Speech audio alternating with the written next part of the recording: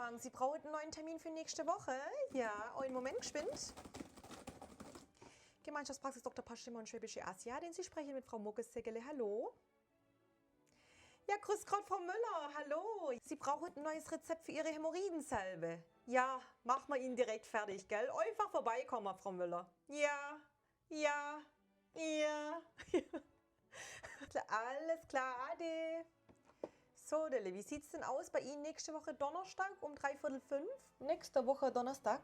Genau. Um wie viel Uhr bitte? Um 3:45.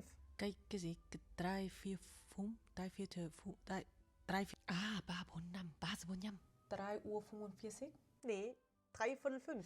cái này hình như mình chưa học. Um 3:45. 3:54? Nee, um 3:45. Ich weiß nicht wie viel Uhr. Und jetzt seid ihr gefragt. Was bedeutet 3:45? Schreibt's gerne in die Kommentare.